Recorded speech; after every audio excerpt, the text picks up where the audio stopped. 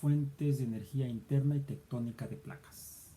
Cuando se forma la nube planetaria, esta está formada por elementos químicos distintos de gran masa atómica y pequeña masa atómica. La energía radiante de las estrellas da lugar a reacciones químicas, a la formación de compuestos químicos, algunos de mayor masa molecular, otros de menor masa molecular.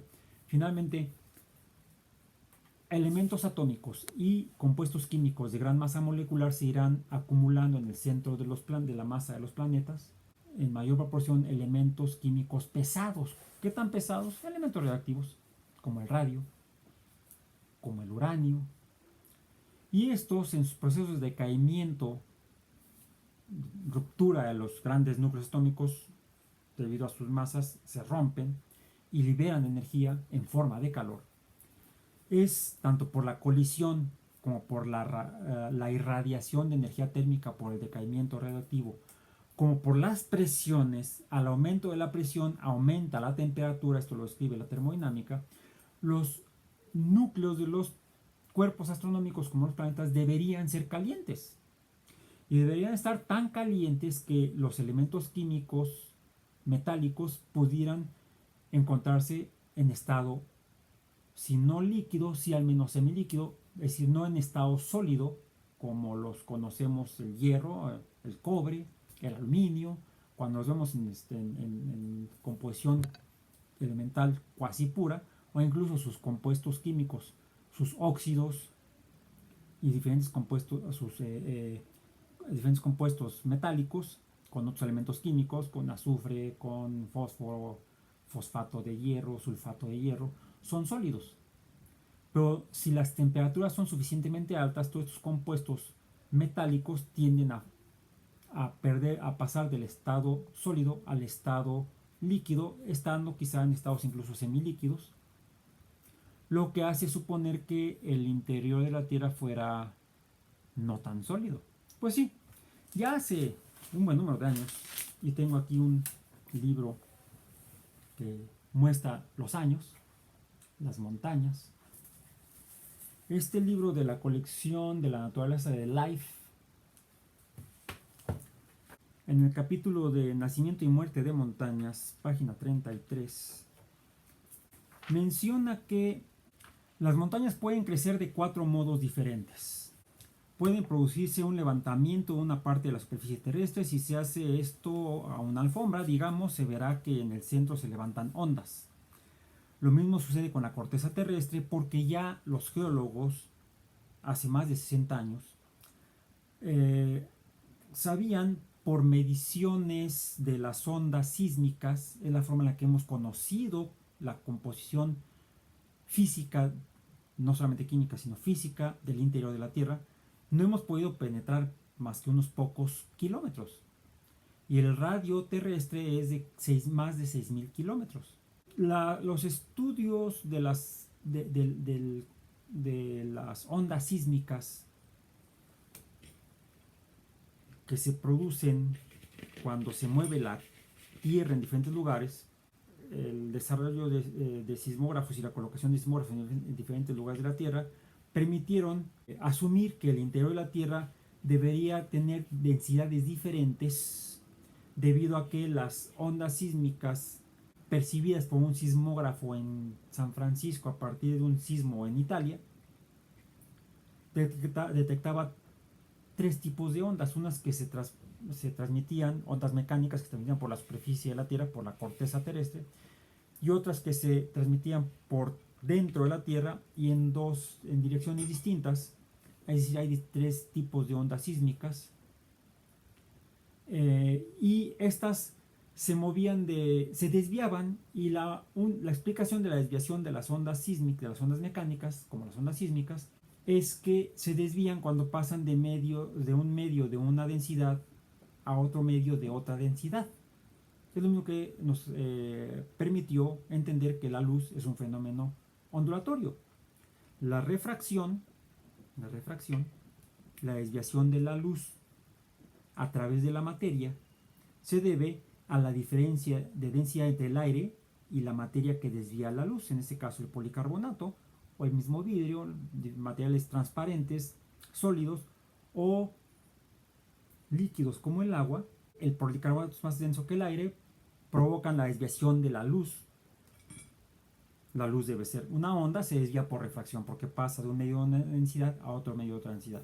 La desviación de las ondas sísmicas permitió deducir que el interior de la Tierra tiene diferentes densidades y el estudio de sismos a lo ancho y largo de la superficie de la Tierra con sismógrafos en diferentes lugares permitió hacer un mapa del interior de la Tierra. Y así es como los geólogos llegaron a la conclusión de que la Tierra, el interior de la Tierra es de diferentes densidades. Estas densidades coincidieron con densidades de diferentes materiales en diferentes estados físicos. Hierro y níquel, en estado semisólido, se encuentran en el núcleo, en el centro de la Tierra, formando el núcleo terrestre. Sobre ese núcleo de níquel y hierro hay otros minerales también semifundidos y estos presentan movimientos de convección como el agua cuando se calienta. Han preparado yogur, para preparar yogur hay que hervir la leche. Y es notable cómo se observa este movimiento de ese líquido y cómo el movimiento del líquido, el movimiento de convección provoca movimiento en la superficie. Bueno, así debe haber sido la Tierra en su principio, en sus principios. Pero el interior de la Tierra sigue suficientemente caliente como para que haya roca fundida en estado semilíquido o semisólido. Ya los geólogos llegaron a esas conclusiones y llegaron a la conclusión de que las montañas se podrían formar por esa actividad terrestre y ellos describían hasta 1962 4 modos diferentes. Entonces, un movimiento debería ser producido por el levantamiento de una parte de la superficie. No dice por qué. Nada, dice que se mueve la superficie y se forman montañas. Suponía que puede ser, por ejemplo, por la colisión de meteoritos que provocarían, incluso menciona por aquí el ejemplo, si uno golpea un cojín por un lado, pues se forma una protuberancia del otro. Así lo explicaban los geólogos hace 60 años. Un patrón diferente de formación de montañas, las montañas de falla, se distingue por sus capas rocosas, se forman cuando fuerzas opresivas subterráneas, quizá debido a este movimiento de convección de la masa bajo la corteza, obligan a una masa entera a separarse completamente de otra. Menciona incluso el caso de la falla de San Andrés. Provocaría movimiento de formación de montañas. Un tercer modo de formarse, es mucho más extensa la explicación, es en esta página y las siguientes, donde viene aquí arriba, donde dice, las montañas pueden crecer de 4 modos diferentes. Me voy a saltar un buen tramo y dice, un tercer modo de formarse montañas es el de la acción volcánica. ¿Sí? Un chipote se forma porque sale el material. La erupción de suficiente material subterráneo, es decir, el interior de la Tierra debe estar fundido para crear una superficie terrestre, una montaña con montones enormes de lava o de polvo. Un acontecimiento reciente y espectacular recordemos 1962. Un acontecimiento reciente y espectacular de esta clase acaeció el 20 de febrero de 1943, cuando en forma repentina comenzó a brotar una densa nube de humo en un maizal de México. Al día siguiente existía un cono de polvo de 30 metros de altura. En 2 semanas el cono se elevó a 137 metros, en 8 meses 283 metros y 310 metros en 2 años. Cuando en 1952 cesó su actividad ya tenía 411 metros de altura. Los cercanos pueblos de Paricutín y Parangarí, es más, es un trabalenguas en aquella época, Parangaricutirimícuaro, Parangaricutiro habían desaparecido bajo el detrito arrojado por la nueva montaña, el Paricutín. Y el cuarto y último proceso principal de formación de elevaciones produce las montañas Dome o de domo. Estos promontorios son el producto de convulsiones volcánicas, pero ni aparecen ni actúan como volcanes. 1962. Sin embargo, geólogos del Servicio Geológico de los Estados Unidos trabajando con información obtenida por barcos de la Navy, de la United States Navy, que después de la Segunda Guerra Mundial estudiaron los fondos oceánicos e hicieron mapas de ellos. Geólogos como Mary Tarp, del Servicio Geológico de los Estados Unidos, rescataron una idea que había sido propuesta por un geólogo a finales del siglo XIX, principios del siglo XX, y del cual todos se reían. Al empalmar un mapa del fondo de los océanos, hecho con esta información obtenida por los barcos oceanográficos del Servicio Geológico de los Estados Unidos y de la United States Navy, de la Naval de los Estados Unidos, al empalmar los mapas, este es un libro más reciente o menos antiguo, nuestro continente, o Continent, de National Geographic, de la National Geographic Society. Este libro fue editado en 1976 por The National Geographic Society. Ya fue 15 años después, bueno, 14 años después de las montañas de Life. ¿Qué sucedió en la década de los 60, después de 1962? Pues que Mary Tarp y otros geólogos publicaron estos mapas, los cuales permitieron, moviendo el reloj hacia atrás, llegar a la conclusión de que la corteza terrestre, esas fallas tienen alcance global, y llegaron a la conclusión de que la superficie, la corteza terrestre, la superficie de la Tierra, esa superficie sólida, dura, como una corteza de un huevo, en realidad estaba como un huevo quebrado.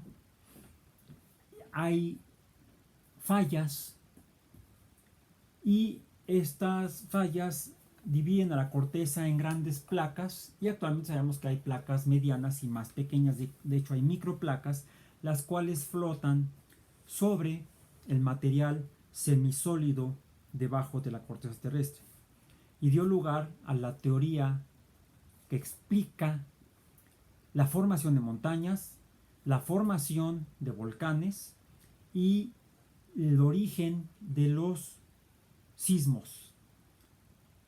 Ya se sabía que hay sismos, movimientos de tierra, temblores causados por actividad volcánica. Es más, es como se puede, desafortunadamente, no de manera muy directa, pero tampoco con mucha anticipación, a partir de la medición de sismos cerca de volcanes, se puede pronosticar su futura erupción. No con fechas muy precisas. La más exacta se hizo en las Filipinas, en la erupción del Pinatubo en 1992. Ahí sí los geólogos la atinaron, dijeron evacuemos, avisen a la población que tiene que evacuar, y pudieron evacuar y evitar muertes, muchas muertes, gracias a la evacuación alrededor del Pinatubo, del volcán Pinatubo en Filipinas. Pues ha sido la única ocasión que se ha podido pronosticar con alta precisión una erupción volcánica. Fuera de eso es un volado casi, porque estos movimientos son muy caóticos, son sistemas muy caóticos. Sin embargo, se ha podido explicar que el origen de los sismos es precisamente el hecho de que la superficie de la Tierra sólida está quebrada en placas, flotando sobre ese material en convección, y es lo que da lugar incluso a la deriva de las grandes masas de tierra o continentes sobre la superficie de la Tierra. Es tan reciente la tectónica de placas que no la entendemos completamente. En los planetas rocosos del sistema solar, Mercurio, Venus, la Tierra y Marte, solamente en la Tierra, en Marte y en Venus se han identificado volcanes. Incluso en satélites de Júpiter, al menos en un satélite que es Io. En estos 4 cuerpos alrededor del Sol, Io, Marte, la Tierra y Venus, hay actividad volcánica. Pero solamente en uno de ellos hay fracturas en la corteza, en su superficie, de esta característica. Hemos observado, sí, en al menos 3 satélites de Júpiter y en 2 satélites de Saturno, Enceladus y Dione de Saturno, y en Europa, Ganímedes y Calisto de Júpiter, falla sobre la superficie de la corteza. La corteza está quebrada, pero los patrones de fallas o de fracturas sobre la corteza son distintos a los de la Tierra. Solamente hemos observado tectónica de placas en la Tierra. ¿Por qué? Es lo que todavía los geólogos se están cuestionando. No se muevan mucho. Live long and prosper.